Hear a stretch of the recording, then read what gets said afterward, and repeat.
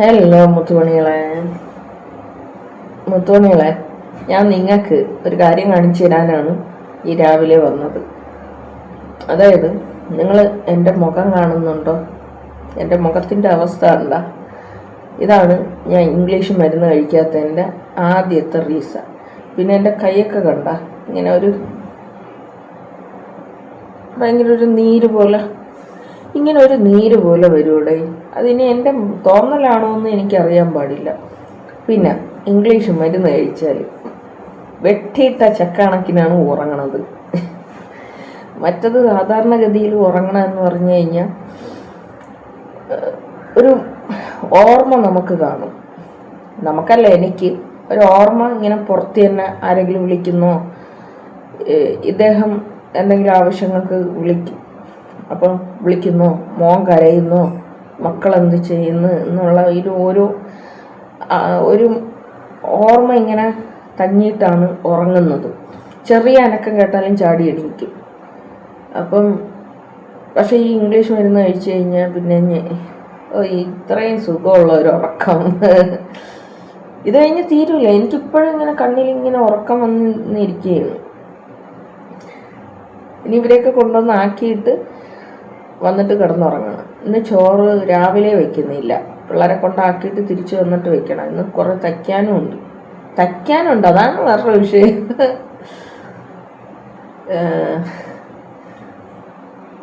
ഈ തീരെ സഹിക്കാൻ വയ്യാത്തൊരു ഘട്ടം വരുമ്പോഴാണ് ആശുപത്രി പോകുന്നതോ അല്ലെങ്കിൽ മരുന്ന് കഴിക്കുന്നതോ. ഈ സ്ത്രീകൾക്ക് റിലേറ്റ് ചെയ്യാൻ പറ്റും കേട്ടോ. അതായത്, നമ്മൾ പ്രസവത്തിൻ്റെ സമയത്ത് ഒരു സൈഡിലെ വേദന, ഈ ഒരു സൈഡിൽ ഇവിടെ ഭയങ്കര വേദനയായിരിക്കും. അതാണ് പ്രസവ വേദനയിൽ നമുക്ക് സഹിക്കാൻ പറ്റാത്ത വേദന എന്ന് പറയുന്നത്. കുട്ടി പുറത്തോട്ട് വരുന്ന വേദന പോലും നമുക്ക് ചിലപ്പോൾ സഹിക്കാൻ പറ്റും. പക്ഷെ ഈ വേദന, ഇത് പ്രസവ സമയത്ത് 5 മിനിറ്റ് ഇടവിട്ടിട്ടാണ് ഈ വേദന വരുന്നത്. പക്ഷെ എനിക്കിപ്പം വന്നിരിക്കുന്നതെന്ന് പറഞ്ഞു കഴിഞ്ഞാൽ ഫുൾ ടൈം വേദന. പക്ഷേ ഈ ഗുളിക കഴിച്ചിട്ട് നല്ല കുറവുണ്ട് കേട്ടോ, നല്ല സമാധാനമുണ്ട്. അതുമാത്രമല്ല, മക്കൾ തടവിയും കൂടി തരും, അപ്പം നല്ല സ്വസ്ഥതയാണ്.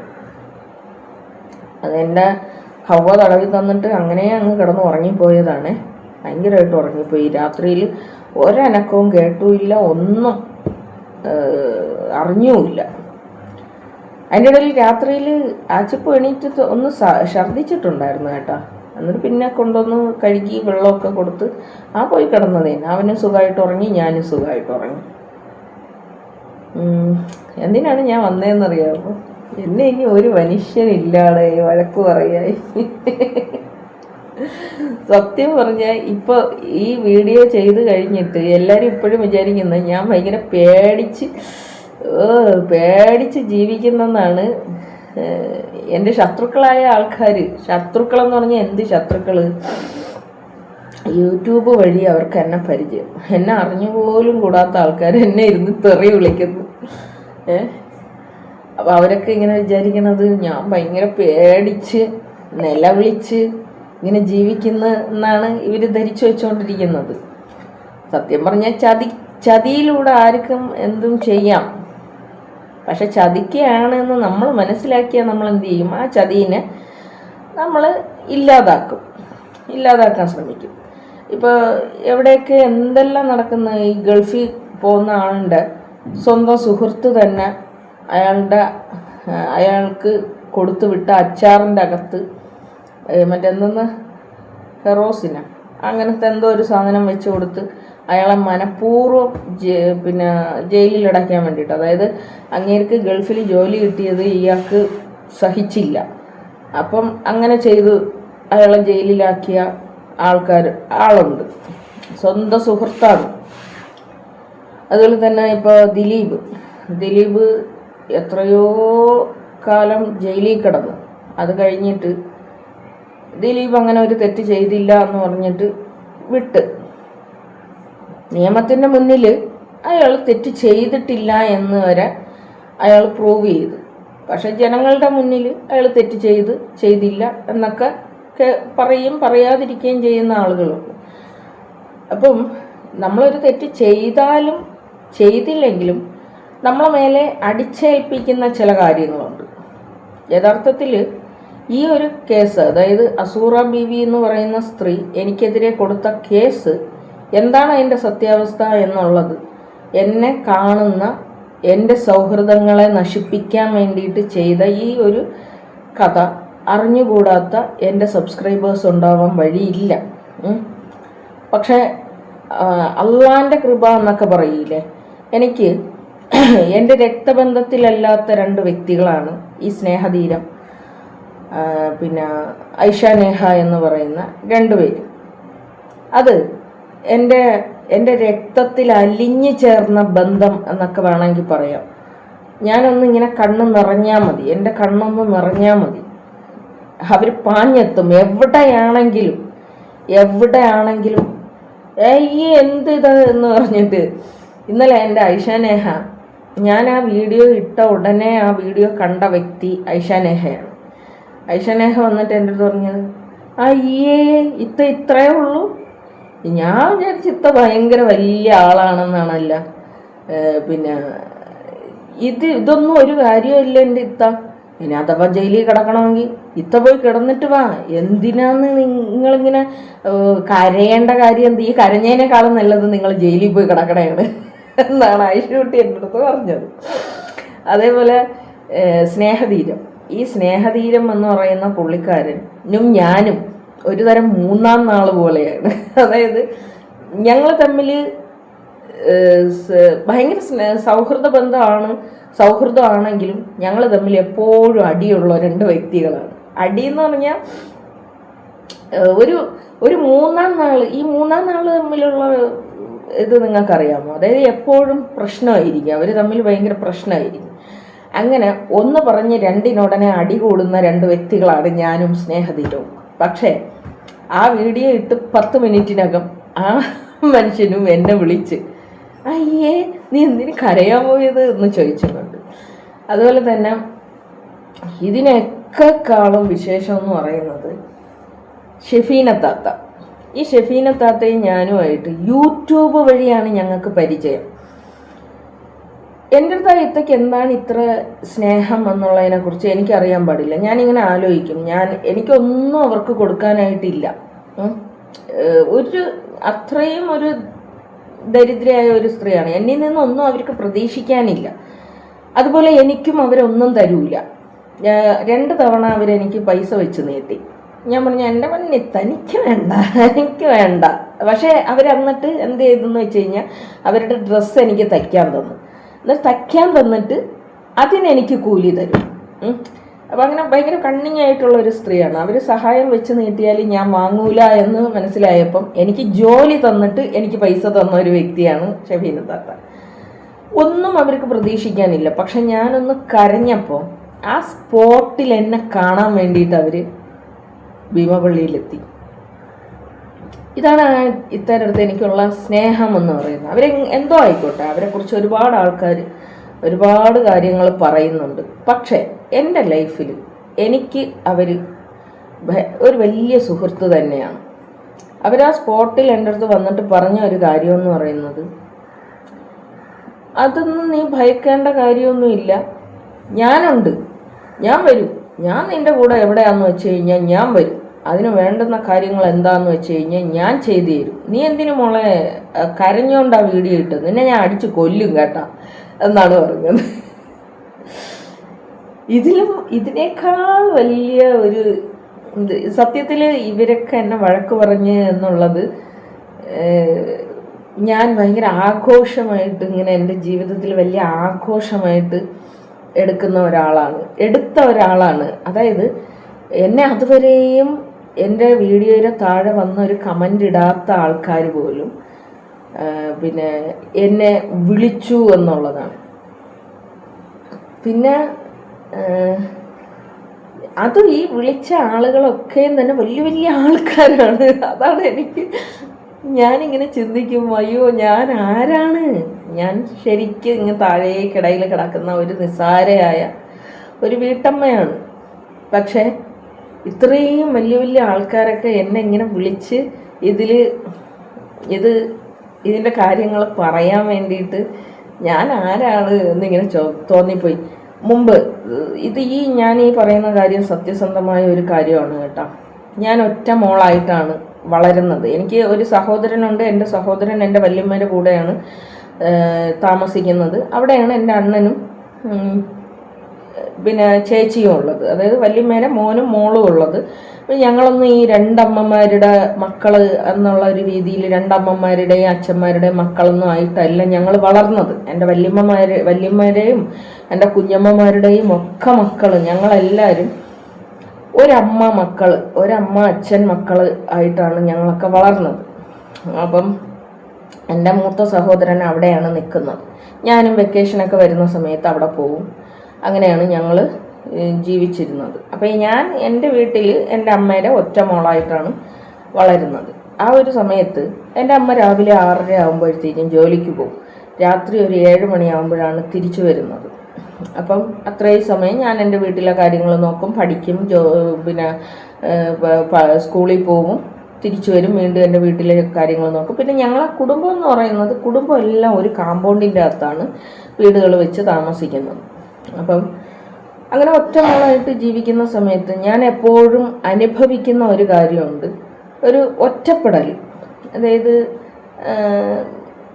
പിന്നെ ഒരു സ്നേഹം നമുക്ക് കിട്ടണമല്ലോ, ആ ഒരു സ്നേഹം കിട്ടാത്ത ഒരു ഫീല് ഞാൻ അനുഭവിച്ചിട്ടുണ്ട്. അത് ഞങ്ങളെ ഫാമിലിയിലെ എല്ലാ മക്കളും അങ്ങനെ തന്നെ. കാരണം എല്ലാ മാതാപിതാക്കളും ജോലിക്ക് പോകുന്നവരാണ്. എൻ്റെ വല്യമ്മ ആയാലും കുഞ്ഞമ്മ ആയാലും കൊച്ചിച്ചന്മാരായാലും എല്ലാവരും ജോലിക്ക് പോകുന്ന ആൾക്കാർ. ഞങ്ങൾ കുട്ടികൾ മാത്രമാണ് എപ്പോഴും അവിടെ ഉണ്ടാവുക. അതിൽ ഇവിടെ തലമുതിർന്ന ഞാനാണ്, തമിഴ്നാട്ടിൽ എൻ്റെ കണ്ണാണനാണ്. അപ്പം അങ്ങനെയാണ് ഞങ്ങൾ ജീവിക്കുന്നത്. അപ്പം ഞാൻ അന്നും ഇന്നും ആഗ്രഹിക്കുന്നത്, എൻ്റെ ജീവിതത്തിൽ ഞാൻ ആഗ്രഹിക്കുന്ന ഒരു കാര്യം എന്ന് പറയുന്നത് സ്നേഹം ആണ്. എനിക്ക് സ്നേഹം കിട്ടുക, അതുപോലെ എനിക്ക് കിട്ടണമെന്ന് ആഗ്രഹിക്കുന്ന സ്നേഹം മറ്റൊരാൾക്ക് കൊടുക്കുക, മറ്റുള്ളവർക്ക് കൊടുക്കുക എന്നുള്ളതാണ് എൻ്റെ ജീവിതത്തിൽ ഞാൻ ഏറ്റവും ആഗ്രഹിക്കുന്ന ഒരു കാര്യം. അതെനിക്ക് കിട്ടാറുണ്ട് കേട്ടോ. അത് അല്ലാത്ത രീതിയിലായിരുന്നാലും ഈ യൂട്യൂബിൽ ഞാൻ വന്ന സമയത്തും സത്യമായിട്ടും ഞാൻ എൻ്റെ യൂട്യൂബ് വഴി എനിക്കൊരു ഇൻകം കിട്ടും, അതെൻ്റെ ഒരു വരുമാന മാർഗമായി മാറും എന്ന് ഞാൻ സ്വപ്നത്തിൽ പോലും ചിന്തിച്ചിട്ടില്ല. പക്ഷേ 4 മാസങ്ങൾ കൊണ്ട് തന്നെ എനിക്ക് അതിൽ നിന്ന് ഇൻകം വരാൻ ഇന്നും എനിക്കതിൽ നിന്ന് ഒരു വരുമാനം ഉണ്ട് എന്നുള്ളതാണ്. പക്ഷെ അതിനേക്കാൾ എനിക്ക് സന്തോഷമുള്ള കാര്യം എന്ന് പറയുന്നത്, എനിക്ക് അതിൽ നിന്ന് കിട്ടുന്ന വരുമാനത്തിനേക്കാൾ ഞാൻ നേടിയെടുത്തത് ഒരുപാട് മനസ്സുകളുടെ സ്നേഹമാണ് എന്ന് ആലോചിക്കുമ്പോൾ എനിക്ക് എന്നോട് തന്നെ പ്രൗഡ് തോന്നും. അത്രയും ഒരു പ്രൗഡ് എനിക്ക് തോന്നും. കാരണം ഈ മീഡിയ വഴി എന്നല്ല, എവിടെയും ഞാൻ ആഗ്രഹിക്കുന്നത് സ്നേഹം തന്നെയാണ്. ആ സ്നേഹം എനിക്ക് നേടിയെടുക്കാൻ വേണ്ടിയിട്ട് പറ്റി. ഒരുപാട് മനസ്സുകളുടെ, അതായത് എൻ്റെ വീഡിയോയുടെ താഴെ വന്ന് കമൻ്റ് ഇടാത്ത ആളുകൾ പോലും, എൻ്റെ വീഡിയോ ദേഷ്യത്തോടു കൂടി കാണുന്ന ആളുകൾ പോലും എന്നെ സ്നേഹിക്കുന്നുണ്ട്. എന്നെ അവർ മനസ്സിൽ സ്നേഹിക്കുന്നുണ്ട് എന്നുള്ള ആ ഒരു തിരിച്ചറിവുണ്ടല്ലോ. എന്തായാലും രാത്രി കിടക്കുന്നത് വരെ എന്നെ എല്ലാവരും വിളിച്ചിട്ട് വഴക്ക് പറഞ്ഞടേ. സത്യത്തിൽ അങ്ങനെ ഒരു ചതിയിലൂടെ നമ്മൾ അതിൻ്റെ കോൺസിക്വൻസസ് ഒക്കെ നമ്മൾ ഏറ്റെടുക്കാൻ തയ്യാറ് തന്നെയാണ്. അത് നമ്മളെ ഏറ്റെടുക്കും, അത് വാദിക്കും. അത് വിഷയമുള്ള കാര്യവുമല്ല. ആക്ഷൻ ഉണ്ടാകാതെ റിയാക്ഷൻ ഉണ്ടാകില്ല, അതൊക്കെ സ്വാഭാവികമായിട്ടുള്ള കാര്യമാണ്. പിന്നെ യൂട്യൂബ് മീഡിയയിൽ നമ്മൾ റിയാക്ഷൻ എന്ന് പറയുന്ന ഒരു സംഭവം ചെയ്യുന്ന ആളുകൾ എപ്പോഴും കരുതിയിരിക്കേണ്ട ഒരു കാര്യം എന്ന് പറയുന്നത്, അവരുടെ പേരിൽ കേസ് കൊടുക്കും, വേണ്ടി വന്ന ജയിലിൽ കിടക്കേണ്ടി വരും. അതൊന്നും വിഷയമുള്ള ഒരു കാര്യമായിട്ട് എടുക്കേണ്ട ഒരാവശ്യം വരുന്നില്ല. അതായത് പ്രതികരിക്കുന്ന വ്യക്തികൾ എപ്പോഴും ഒരു പ്രശ്നം നേരിടാൻ തയ്യാറായിരിക്കും എന്നുള്ളതാണ്. ഇന്നലെ എൻ്റെ മക്കൾ ആ വീഡിയോ കണ്ടിട്ടില്ല കേട്ടാ. പക്ഷെ ഇങ്ങനെ എന്നെ ജയിലിലാക്കാൻ വേണ്ടിയിട്ട് ചിലർ തീരുമാനിക്കുന്നുണ്ട് എന്ന് പറഞ്ഞപ്പോൾ എൻ്റെ മക്കൾ ഓടി വന്നിട്ട് എൻ്റെ അടുത്ത് പറയുകയാണ്, എൻ്റെ ആദവും ഹവ്വയും കൂടി ഓടി വന്നിട്ട് എൻ്റെ അടുത്ത് പറയുന്നു, അതിനുമ്മച്ചി പഠിക്കുന്നത് എന്തിന്? ഉമ്മച്ചിയുടെ പ്രതികരണ ശേഷിയിൽ ഞങ്ങളൊക്കെ പ്രതീക്ഷിച്ചിരുന്നത് തന്നെയാണ് ഉമ്മച്ചി ജയിലിൽ പോകുന്നു. ഗാന്ധിജീനെ ഒന്ന് ആലോചിച്ച് നോക്ക്. ഗാന്ധിജി എന്തിനാണ് ജയിലിൽ പോയത്? അതുപോലെയൊക്കെ തന്നെ നിങ്ങളത് പോയി റെസ്റ്റൊക്കെ എടുത്തിട്ട് വാ. സത്യം പറഞ്ഞാൽ അങ്ങനെ ഇങ്ങനെ ഒരു പോസിറ്റീവ് തിങ്കുള്ള ഒരു ഫാമിലി കൂടെ ഉണ്ടെങ്കിൽ നമുക്ക് ആകാശം ഇടിഞ്ഞ് താഴെ വീണാലും നമ്മളതെന്ത് ചെയ്യും, താങ്ങും എന്ന് പറഞ്ഞ പോലത്തെ ഒരവസ്ഥയും. അതുപോലെ എൻ്റെ ഭർത്താവ് എൻ്റെ അടുത്ത് പറഞ്ഞ കാര്യമാണ്, ചെറിയ എന്തെങ്കിലും വിഷമതകൾ വന്നാൽ പോലും കരയുന്ന ഒരു മനുഷ്യനാണേ. പെട്ടെന്ന് ഭയങ്കര മനസ്സ് തകർന്നു പോകും. പക്ഷെ ആ മനുഷ്യൻ പോലും ഇങ്ങനെ എന്നെ അസൂറ ജയിലിലാക്കാൻ വേണ്ടിയിട്ട് പിന്നെ എന്തൊക്കെയോ കളിക്കുന്നുണ്ട് എന്ന് പറഞ്ഞപ്പോഴത്തേക്ക് ആ മനുഷ്യൻ സത്യമാണ് ഇങ്ങനെയാണ് പറഞ്ഞ അങ്ങനെ ഉണ്ടാ.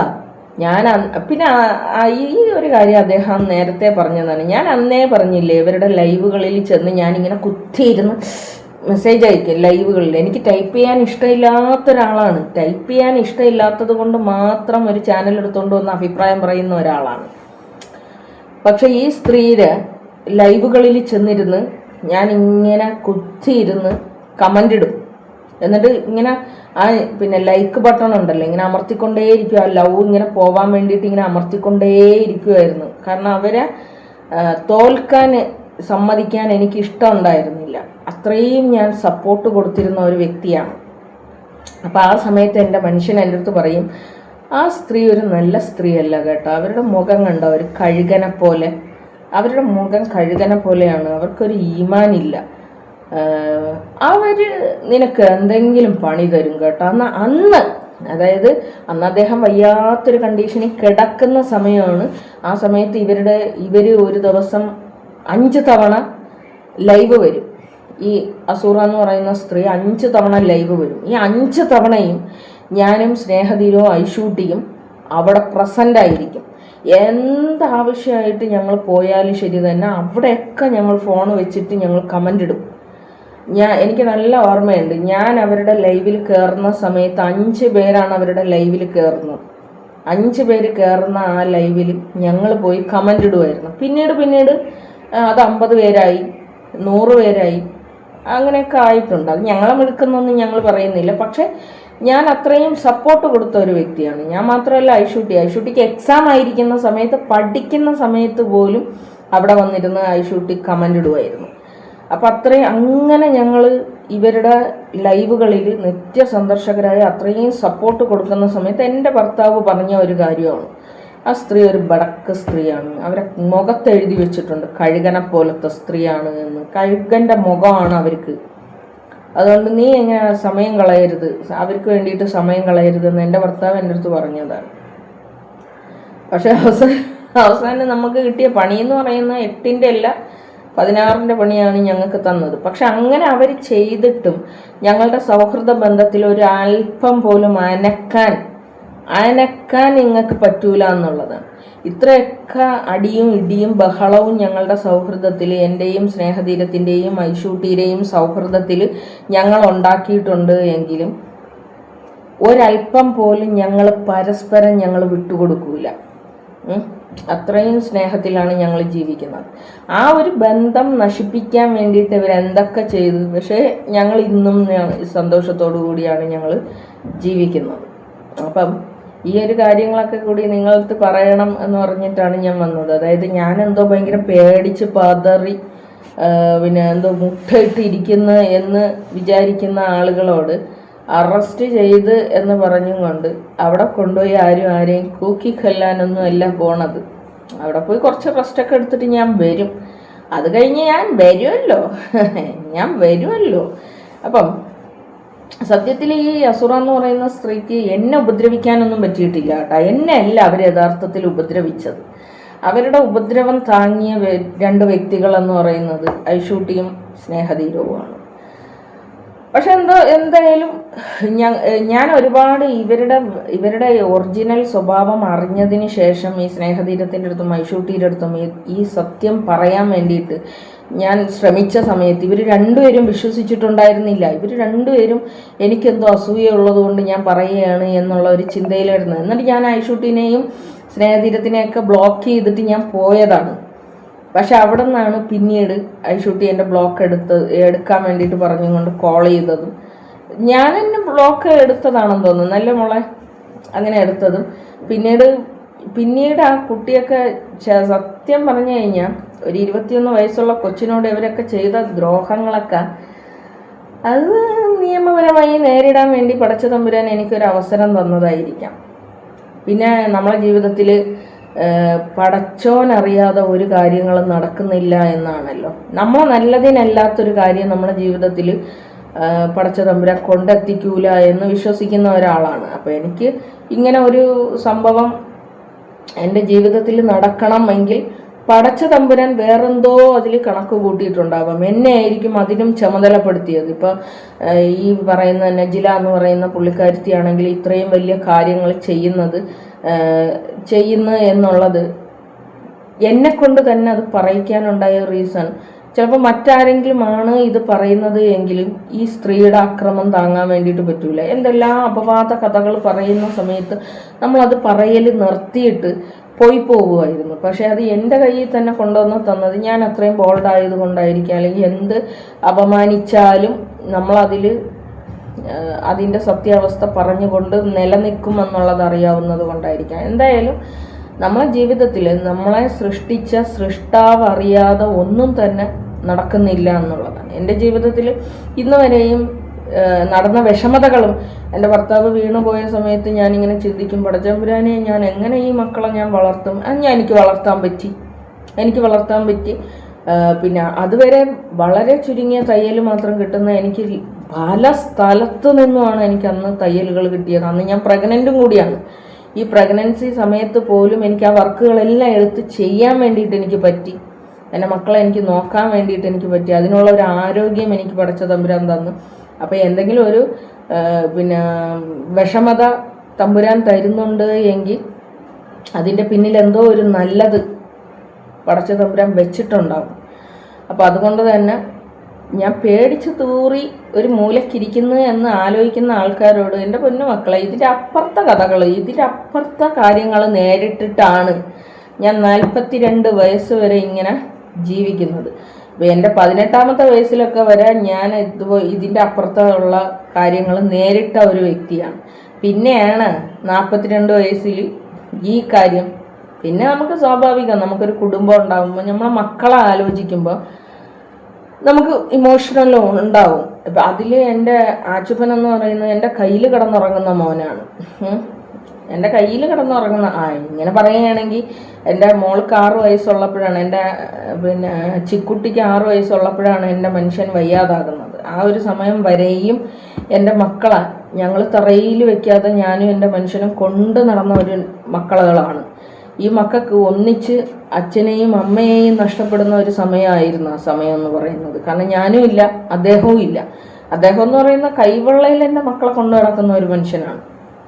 അപ്പോൾ ഒറ്റ സ്റ്റെപ്പിന് 2 പേരെയും നഷ്ടപ്പെട്ടിട്ട് എൻ്റെ മക്കൾ ഇതിൻ്റെ അകത്ത് ജീവിച്ചില്ലേ? ഞാനും അദ്ദേഹവും ഇല്ലാതെ എൻ്റെ മക്കൾ ഞങ്ങളുടെ വീട്ടിൻ്റെ അകത്ത് ജീവിച്ചില്ലേ? 47 ദിവസം എൻ്റെ മക്കൾ, അതും വീട്ടിൽ തന്നെ താമസിക്കുകയല്ല ചെയ്തത്. അവർ സ്കൂളിൽ പോകണം, പഠിക്കാനുള്ള കാര്യങ്ങൾ നോക്കണം. എൻ്റെ മൂത്ത 2 കുട്ടികളും എൻ്റെ ഇളയ കുട്ടികളെ കൊണ്ടുവന്ന് സ്കൂളിലാക്കിയിട്ട് അതുവഴി സ്കൂളിൽ പോയി എൻ്റെ മക്കളുണ്ട്. അപ്പം അതുകൊണ്ട് നമ്മളിങ്ങനെ ചിന്തിക്കും, നമ്മളില്ലെങ്കിൽ അവർക്ക് ജീവിക്കാൻ പറ്റൂല എന്ന് ചിന്തിക്കും. നമ്മളില്ലാണ്ടായാൽ അവർ ജീവിക്കും. അവർ 47 ദിവസവും അവർ ജീവിച്ചില്ലേ? അപ്പം അതുപോലെ ഒരു 14 ദിവസം എൻ്റെ മക്കളും എൻ്റെ ഭർത്താവും ഒന്ന് ഒറ്റപ്പെട്ട് ഞാനില്ലാതെ ജീവിച്ചെന്ന് പറഞ്ഞ് ആകാശമൊന്നും ഇടിഞ്ഞു വീഴാൻ വേണ്ടിയിട്ട് പോകുന്നില്ല അവിടെ. എന്തായാലും ആ 47 ദിവസത്തിൻ്റെ വേദന എൻ്റെ മക്കൾ 14 ദിവസം അനുഭവിക്കേണ്ടി വരില്ല. ആ സമയം ഞങ്ങളിങ്ങനെ ജീവിക്കണോ മരിക്കണോ എന്നൊക്കെ ചിന്തിച്ചിട്ട് ജീവിച്ച ഒരു സമയമായിരുന്നു. അപ്പം അത്രയും വലിയ വേദനയൊന്നും ഈ ഒരു 14 ദിവസത്തിനുണ്ടാവില്ല. പിന്നെ എന്നെ പിടിച്ച് അകത്തിടാൻ വേണ്ടിയിട്ട്, എന്നെ അറസ്റ്റ് ചെയ്ത് കൊണ്ടുപോകാൻ വേണ്ടിയിട്ട്, കൊണ്ടുപോകുന്നത് വീഡിയോ എടുക്കാൻ വേണ്ടിയിട്ട് നിങ്ങൾ കാത്തിരിക്കുമ്പോൾ അതിനും എൻ്റെ പടച്ച തമ്പുരാൻ അനുമതി തരണം. നിങ്ങൾക്കൊക്കെ എൻ്റെ പടച്ച തമ്പുരാൻ നിങ്ങൾക്ക് അനുമതി തരണം. ഞാനൊരു തെറ്റ് ചെയ്തിട്ടില്ല എന്നുള്ളത് പൂർണ്ണ ബോധ്യമുള്ളത് കൊണ്ട് തന്നെ ഈ ഒരു അക്രമം എന്നോട് ചെയ്ത ആൾക്കാരോട് എൻ്റെ സൃഷ്ടാവ് ചോദിക്കുന്ന ഒരു സമയം വരും. അതുകൊണ്ട് എന്നെ പേടിപ്പിച്ച് മൂലക്കിരുത്തല്ലേ. പിന്നെ മെൻ്റലി ഇത്രയും സപ്പോർട്ട് തന്ന ആൾക്കാരോട് നന്ദി കടപ്പാട് എന്നൊന്നും പറഞ്ഞ് നിങ്ങളെ ഞാൻ അന്യരാക്കാനൊന്നും ഉദ്ദേശിക്കുന്നില്ല. പക്ഷെ വീണു പോകുമെന്ന് മനസ്സിലാകുന്ന നിമിഷം താങ്ങുന്ന കുറേ കൈകളുണ്ടല്ലോ, അതിന് പടച്ച തമ്പുരാൻ ഒരുപാട് ആയുസ്സും ആരോഗ്യവും ഒക്കെ കൊടുക്കട്ടെ എന്നുള്ള ആത്മാർത്ഥതയുള്ള പ്രാർത്ഥനയോടുകൂടി നന്ദി.